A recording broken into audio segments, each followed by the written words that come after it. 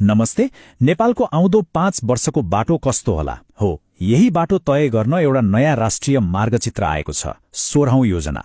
आज हामी यही योजनाको गहिराईमा पुगेर हेर्नेछौं आखिर यसमा के छ र यसले हामी सबैको भविष्यमा के फरक पार्ला। हो, यो प्रश्न हामी सबैको मनमा छ, हैन त? देशको अर्थतन्त्र, हाम्रो समाज अनि हाम्रो दैनिक जीवन आउँदो 5 वर्षमा कता जाला?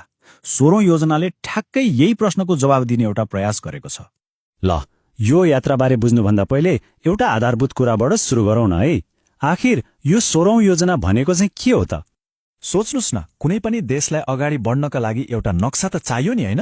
हो, राष्ट्रिय योजना भनेको त्यस्तै एउटा नक्सा हो।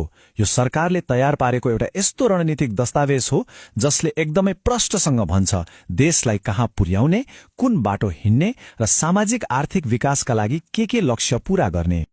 अब यो योजना 5 वर्षको लागि हो र यसलाई चरण चरणमा लागू गर्ने सोच छ।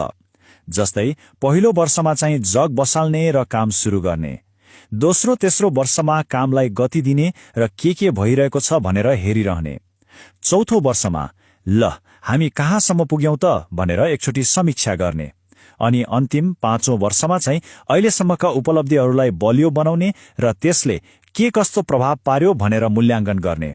ल, बाटोको कुरा त भयो, तर यो बाटोको अन्तिम गन्तव्य चाहिँ के हो त? 16औं योजनाले नेपालको लागि कस्तो भविष्यको सपना देखेको छ? अब यसबारे कुरा गरौँ। यो योजनाको मुटुमा जम्मा 3वटा शब्द छन्: सुशासन, सामाजिक न्याय र समृद्धि। सुन्दा सामान्य लागे पनि यसको अर्थ गहिरो छ। यसको मतलब हो एउटा यस्तो नेपाल जहाँ सरकारको काम कारबाही पारदर्शी होस्, प्रभावकारी होस्, समाजमा कोही पनि पछाडि नपरुन् र सबै नागरिक आर्थिक रूपमा बलियो र आत्मनिर्भर बनुन्। हो, यही नै हो यो योजनाको अन्तिम लक्ष्य। अब यति ठूलो लक्ष्य हासिल गर्नका लागि त केही ठोस उद्देश्यहरू पनि चाहियो।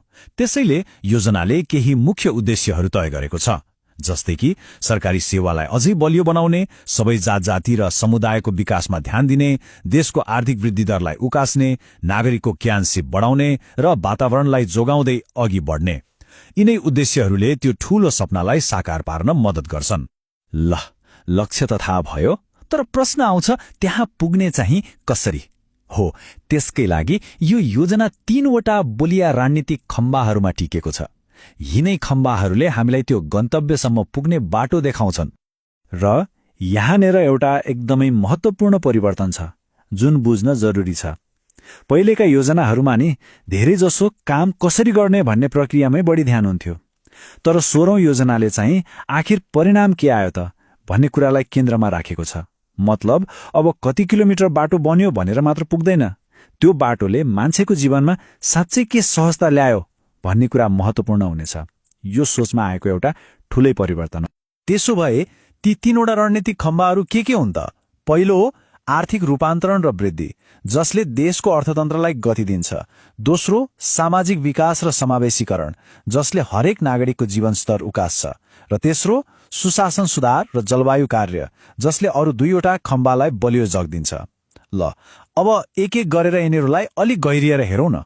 सबैभन्दा पहिलो खम्बा आर्थिक रूपान्तरण। यसमा के पर्छ त? यसमा कृषि क्षेत्रलाई आधुनिक बनाउने कुरा छ, मतलब किसानलाई नयाँ प्रविधि दिने, उद्योग र निजी लगानीलाई प्रोत्साहन गर्ने, पर्यटन र ऊर्जाको पूर्वाधार बनाउने, अनि देशलाई डिजिटल र व्यापारको माध्यमबाट विश्वसँग जोड्ने। यी सबैको लक्ष्य भनेको देशको आर्थिक मुहार नै फर्नु हो। अब जाउँ दोस्रो खम्बातर्फ, जुन हो सामाजिक विकास। यो सिधै हामी नागरिकको जीवनसँग जोडिएको छ। यसमा के छ भने सबैले राम्रो शिक्षा र स्वास्थ्य सेवा पाउनुपर्छ भन्ने ग्यारेन्टी गर्ने, जो विपन्न हुनुहुन्छ वा पछाडि पर्नु भएको छ उहाँहरूका लागि सामाजिक सुरक्षाको व्यवस्था गर्ने, अनि हाम्रो संस्कृति र पहिचानलाई पनि जोगाएर अघि बढ्ने। यी सबै कुरा यसमा समेटिएका छन्। र तेस्रो अनि अन्तिम खम्बा हो सुशासन र जलवायु। यो खम्बाले नि अघिका 2वटा खम्बालाई बलियो जग दिन्छ। यसमा के कुरा छन्? कानूनको शासनलाई बलियो बनाउने, सरकारी सेवालाई टेक्नोलोजी प्रयोग गरेर छिटो र सजिलो बनाउने, अनि बाढी पहिरो जस्ता जलवायु परिवर्तनको असरसँग जुझ्न सक्ने गरी देशलाई तयार पार्ने। यी निकै महत्त्वपूर्ण रणनीतिहरू हुन्। ल, रणनीतिहरूको कुरा त भयो, तर हामी सही बाटोमा हिँडिरहेका छौं कि छैनौं भनेर थाहा पाउने कसरी? हो, त्यसकै लागि योजनाले केही प्रष्ट नाप्न मिल्ने लक्ष्यहरू तोकेको छ। यिनलाई यात्राका कोसेढुङ्गाहरू भन्दा पनि हुन्छ। सबैभन्दा पहिलो र सायद सबैभन्दा महत्वाकांक्षी लक्ष्य हो आर्थिक वृद्धि।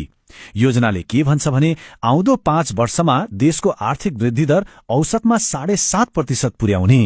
यो भनेको हाम्रो अर्थतन्त्रलाई एकदमै तीव्र गतिमा दौडाउनु हो। यो लक्ष्य कति ठूलो हो भन्ने कुरा यहाँ हेर्दा प्रष्ट हुन्छ। अहिले हाम्रो वृद्धि दर करिब 4% को हाराहारीमा छ। अब त्यसलाई 7.5% मा पुर्याउनु भनेको त अर्थतन्त्रको गतिलाई लगभग डबल गर्नु जस्तै हो। यो साच्चीकै एउटा ठूलो र चुनौतीपूर्ण छलाङ हो। आर्थिक वृद्धिसँगै अर्को एकदमै महत्वपूर्ण सामाजिक लक्ष्य छ गरिबी निवारण। योजनाले देशमा गरिबीको दरलाई घटाएर 12% मा झार्ने लक्ष्य लिएको छ। यहाँ हेर्नुहोस् त, अहिले देशमा करिब 18% जनसङ्ख्या गरिबीको रेखामुनि छ। अब यसलाई 12% मा झार्ने योजना छ। यसको सोझो अर्थ के हो भने लाखौं मानिसहरूलाई गरिबीबाट बाहिर निकाल्ने यो एउटा योजनाबद्ध र निकै ठूलो प्रयास हो। अब यस्ता महत्वाकांक्षी लक्ष्य पूरा गर्न त लगानी पनि त्यस्तै ठूलो चाहिन्छ, हैन? हो, यो योजनाले लगानीलाई केही खास रूपान्तरणकारी क्षेत्रहरूमा केन्द्रित गर्ने भनेको छ, जस्तै कि सबैभन्दा धेरै पूर्वाधारमा, मतलब बाटोघाटो, एयरपोर्ट जस्ता कुरामा, त्यसपछि मानव पुँजी यानि शिक्षा र स्वास्थ्यमा, अनि ऊर्जा, सूचना प्रविधि र कृषिमा। यी क्षेत्रहरूमा लगानी गर्दा देशको मुहार फेरिन्छ भन्ने सोच हो। ल, हामीले अहिलेसम्म रणनीति, खम्बा अनि विभिन्न संख्याहरूको कुरा गर्यौं, तर यी सबैको खास अर्थ के हो त? आखिर हामी जस्ता आम नागरिकका लागि यो राष्ट्रिय यात्रा किन यति धेरै महत्वपूर्ण छ? किनभने यो योजनाको सफलता भनेको कागजमा लेखिएको तथ्याङ्क मात्र होइन। यसको वास्तविक सफलता त तब हुन्छ जब युवाहरूले देशमै रोजगारी पाउँछन्, जब हाम्रा बालबालिकाले राम्रो स्कुलमा पढ्न पाउँछन्, जब हामी सबैले भरपर्दो स्वास्थ्य सेवा पाउँछौं र जब सरकारी काम छिटो र सजिलै हुन्छ। सफलताको असली अर्थ यही हो। त्यसैले अन्त्यमा भन्नुपर्दा 16औं योजना भनेको एउटा आत्मनिर्भर, समृद्ध र न्यायपूर्ण राष्ट्र बनाउने हामी सबैको सामूहिक यात्रा हो। यो कुनै एक व्यक्ति वा सरकारको मात्रै होइन, यो हामी सबै नेपालीको साझा सपना हो। र अन्त्यमा एउटा प्रश्न सबैलाई सोच्नको लागि छोडेर जान चाहन्छु। यो राष्ट्रिय यात्रामा सरकारको मात्रै भूमिका हुँदैन। एक नागरिकको रूपमा यसमा हाम्रो भूमिका चाहिँ के हुन सक्छ? यही प्रश्नमाथि विचार गर्दै गर्नुहोला। आजको लागि यति नै। नमस्ते।